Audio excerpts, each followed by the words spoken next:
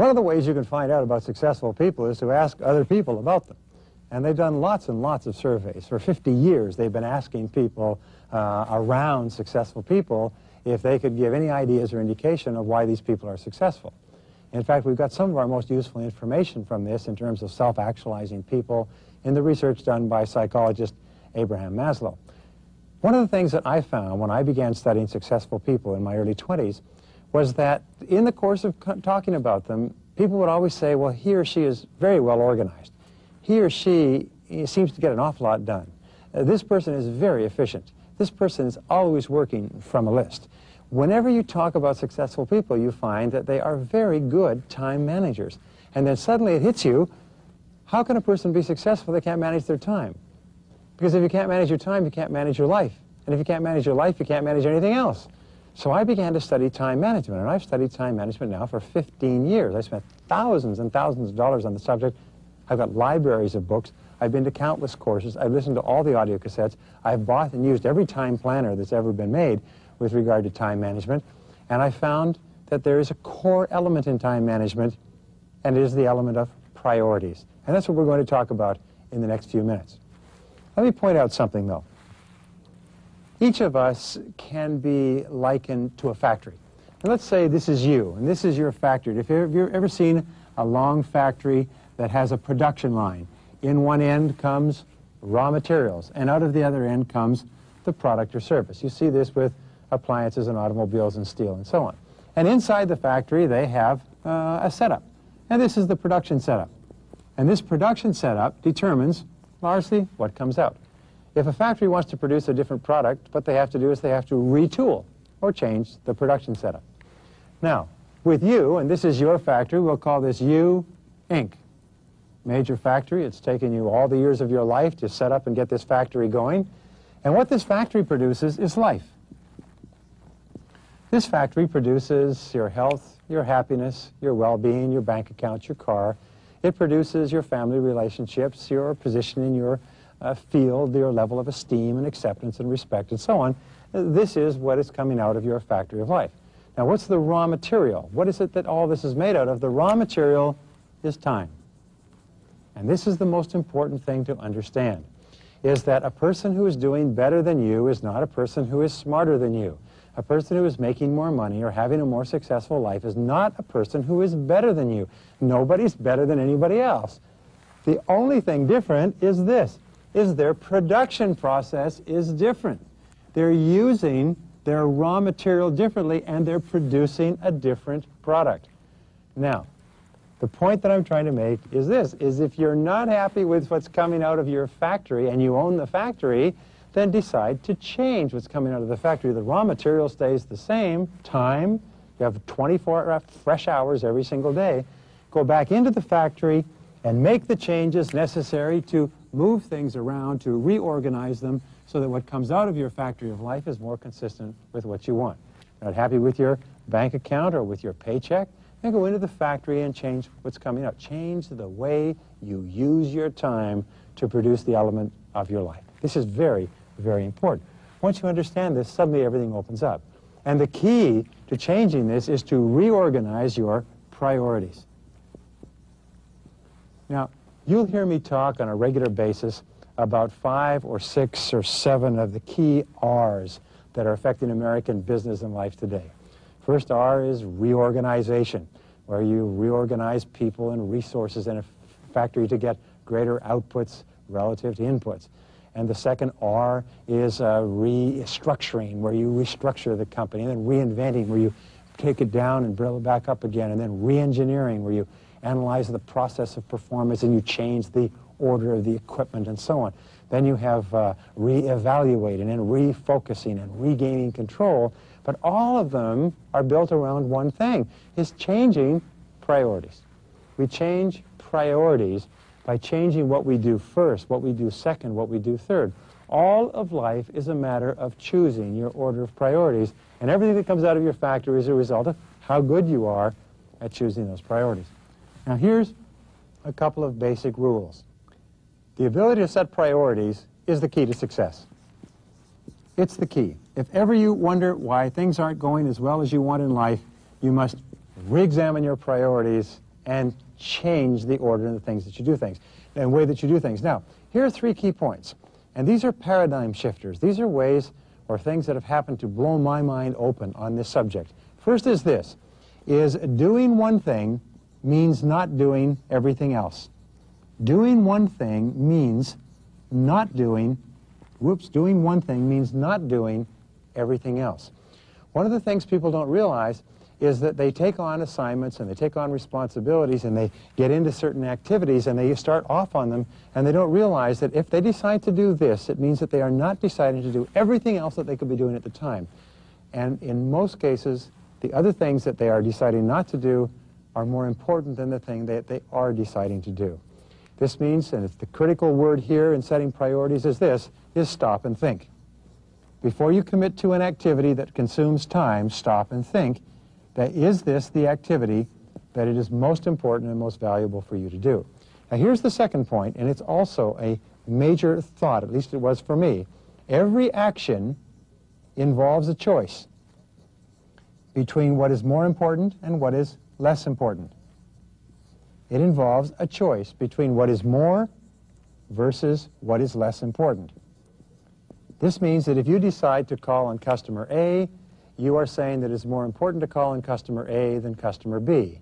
If you decide to buy car A or B, or if you're single and you decide to go out with person A or person B, you're saying that this person is more important than that person. Here's an example that's close to home. If you decide to watch television rather than to spend time talking with a member of your family, what you're saying is that the television is more important than they are. And this is not what you think or feel or mean. Yet every single time you make an action, you're making a choice. Your choice is based on what you consider to be more valuable rather than what you consider to be less valuable. And number 3, the key point here, is that setting priorities means setting posteriorities. Now, almost everybody has heard of priorities, but posteriorities are one of the most important single concepts in personal management. A priority is something that you do more of and sooner. A posteriority is something that you do less of and later, if at all. What does it mean? It means this. Before you start up something, you have to stop off something. Why? It's because just between you and I, your dance card is full. You have no spare time. You're not bored. You're not sitting around wondering what to do. If you're watching this program, it's because you're probably a very aggressive person. You want to be everything you're capable of becoming. You're a busy human being. So therefore, if you decide to do something, you're going to have to decide to stop doing something else to get the time to do it. In fact, if your boss comes to you and asks you to do something, you know what you should say? You should say, I'd love to do it. What would you like me to not do in order to do it? Setting posteriorities is the only way you can get your time under control. It's thinking through clearly what it is you are going to either diminish or stop doing altogether so that you can free up time to do things that are of greater value. And what we know is this, is that you're doing many things in your life today that were important at one time, but they're not that important today. So ask yourself this question. What is it that I could discontinue doing altogether that wouldn't really affect my life? What could I discontinue doing altogether that wouldn't affect my life? Now here's the next principle of time management, and it is the 80-20 rule. Now you've heard of the 80-20 rule. It says that if you have 10 different things to do, 1, 2, 3, 4, 5, 6, 7, 8, 9, 10, 2 of those are going to be worth 80% of the list of 10. It means that 20% of what you do will account for 80% of the value. What's the big problem here? The big problem here is that people usually divide their time equally amongst the number of items and spend only 20% of their time on the 20% of activities that account for 80% of the value, and they spend 80% of their time on the 80% of the activities that only account for 20% of the value. The key to this is to practice procrastination. Now, everybody practices procrastination. Since you can't do everything at once, you've got to procrastinate on something. The key is to practice conscious, deliberate, creative procrastination and procrastinate on the 80% that only account for 20% of the value. In other words, be thinking all the time, is what I'm doing now one of the top 20% of things I could be doing? And if it's not, then procrastinate on that until you've done all the valuable things, and then you may find that there's not enough time and it doesn't matter anyway. This brings us to the next point in setting priorities, which is determining the difference between what is urgent versus what is important. Now, the way that you can tell what is urgent versus what is important is with a very simple concept, and the concept is potential consequences. Potential consequences.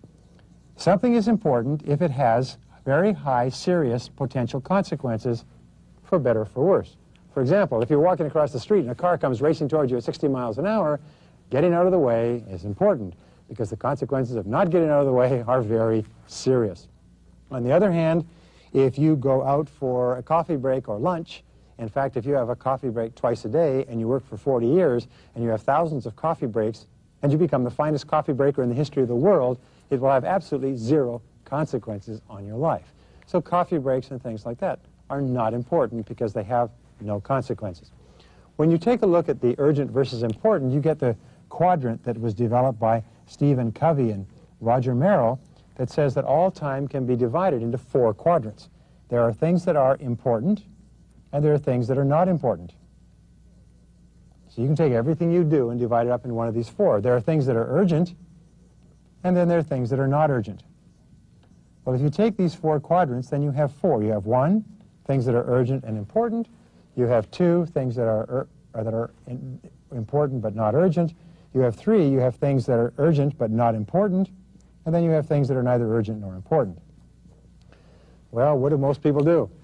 Most people spend all of their time in quadrant 1 doing the things that are both urgent and important. Those are the things that are in your face right now. These are things you've got to get done, places to go, people to see, phones ringing.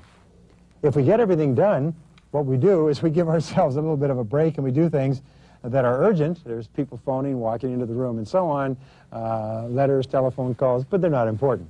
In other words, the consequences are not significant.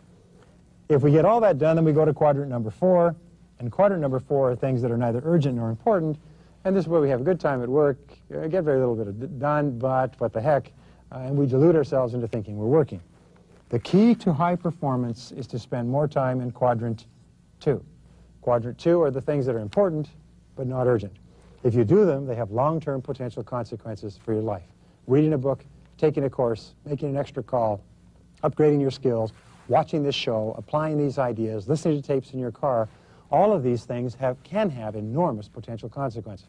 Spending time with your children when they're growing up is one of the most important things that you can do because of the long-term potential consequences for their personality development and their character in life. So think about these things. People who are successful are always thinking what is important versus what is urgent. And this brings us to one of the simplest ways to set priorities, what I call the ABCDE method. The ABCDE method is very simple. If you make a list of the things that you have to do, that's the starting point, before you begin, you go through the list and you put an A, B, C, D, or E next to each item. An A is something that you must do. Something that you must do has serious consequences. If you don't do it, it's serious. There's going to be a price to pay. People are going to be unhappy. It may affect your life or your career. These are the things that must be done before anything else. B are things that you should do. These are things that have mild consequences. If you don't do them, people are going to be affected, they'll be unhappy, they'll be inconvenienced, but they're not as important as B. The rule is this, is always do your A's before you do your B's, always do your B's before you do your C's. Your C items are the things that are nice to do. These are things with no consequences. Now, there are many things that we do during the course of the day that have no consequences. Doesn't matter if we do them or not. And number D is delegate. Now, delegate is important because you should delegate 100% of everything that you possibly can if you're ever going to have enough time to do the things you need to do. Let me point out something that's very important. As your career evolves, at the beginning, you start off doing everything yourself. You wash your own dishes, you mow your own lawn, you wash your own car, you do your own house cleaning, you iron your own shirts, and so on. As you become older and more experienced, as you make more money, you can no longer do a lot of these things. I had a woman in my course recently who came to me and she said, Brian, she said, I'm doing very, very successful in residential real estate. And things are going wonderfully well, but I feel really guilty because I want to be at home and I want to make sure that my house is well taken care of and that there's make dinner for my family and so on, and I don't know how to take care of the pressures of both a growing family and my real estate. I said, Madam, you've made a mistake in that you are still in the mindset of doing these things. You are no longer a laborer, you are now management. Your job is not to do these things, but to get them done. Now, I point this out because almost everybody I know is in the position of having things in their lives that your job is to make sure that they are done properly, management tasks, not to do them yourself. In fact, it may very well be that you can no longer afford to mow your lawn, you can no longer afford to wash your car, you can no longer afford to clean your own house. Your job is to get them done by others, not to do them yourself. Now, the next letter is the letter E, which stands for eliminate, which goes back to setting posteriorities. Eliminate means get everything out of your life that you possibly can. Ask yourself, how important is this? What if I never did it again? What would it matter? I did a talk for a $100 million company not long ago. And the head of the company, the president, was a woman, a very, very smart woman. And when I said this to her, she almost fell off her chair. And she wrote to me later a very interesting letter. And what it said was this. She said, because she's the president of such a large company, she has been invited and given a prestigious position on a whole series of boards and councils and committees and associations and foundations and charities. And she has 2 young children. She found herself spending night after night. She was out sometimes 5 nights a week, out on weekends, going to these various functions, serving on these boards, fulfilling her social responsibility. When we went through this, you know what she found? She found that all of these things that she were doing were important, but they weren't that important to her. Her children were more important to her. And she wrote to me that she'd gone back, and out of 13 boards, committees, and associations, she resigned from 11. She only kept 2, and she made a decision that she would not be away more than 2 nights per week while her children were growing up. She said it gave her complete control over her life. She felt better than she had felt for years. Think about that and how it might apply to you. What are some of the things that you can do that you can get rid of, get out of your life, eliminate altogether so that you can free up time for what's really important to you? And you know, physical fitness is a very valid choice. Spending time with your children is a very valid choice. Spending time with your spouse is an absolutely critical choice. And what are the other things you're doing? Are they more important than this? And if they're not, get rid of them. Now, this brings me to my 3 favorite questions. I call these focus questions in setting priorities, and they're based on what we call the law of forced efficiency. Now, the law of forced efficiency is a cute little law that simply says this, is there's never enough time to do everything, but there's enough time to do the most important things. And so you have to always be asking yourself, what are the most important things? What are the things that if push comes to shove, then I am forced to do them? And the key to great success in managing your time and setting priorities is, of course, is to do those things before they become crises. All right, here's number 1 question. What are your highest value activities? What are your highest value activities? Sit down and think, what are the things that you do that contribute the most value to your life? When I'm at my work, I always ask, what is the highest value activity I have in terms of financial contribution? When I'm at home, I say, what is the highest value activity I have in terms of making sure that my family is happy and well-balanced and has what they need? In every stage of your life, you have to ask yourself, what are my highest value activities? What are the activities that I engage in that yield me the greatest payoff in this area of endeavor? And then do those before you do anything else. Number 2 is ask yourself, well, what are my key result areas? What are the results that I have to get? These are key areas. What are the results that I have to get at my work in order to justify my paycheck, in order to continue growing in my career? What are your key result areas? If you're not sure about this, it's impossible for you to perform at your best. It's impossible to be promoted. It's impossible to make more money. You've got to know what they are, and the 80-20 rule applies. 20% of what you do is more important than everything else in determining your future. Whatever they are, work on those exclusively until they're done. These are your A tasks. Now, number 3, why are you on the payroll? Why are you on the payroll? Now, this seems like a logical question, but you know what?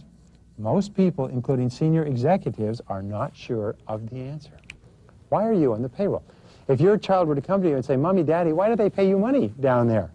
What would your answer be in 10 words or less? In other words, what results do you give for the money that you get back?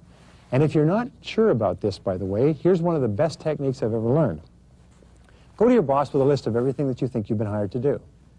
Give the list to your boss and say, Boss, I want to be sure that I'm working on what you consider to be the most valuable use of my time. Would you please organize this list in order of priority? From then on, work on what your boss considers to be your highest priority, and the rest of your work life will be dandy. Your career will be largely assured. All of your problems will come when you are not working on or doing a good job on what your boss considers to be your highest priority. So why are you on the payroll? Why are you on the payroll? And number 4 is ask yourself this question, one of the most important of all.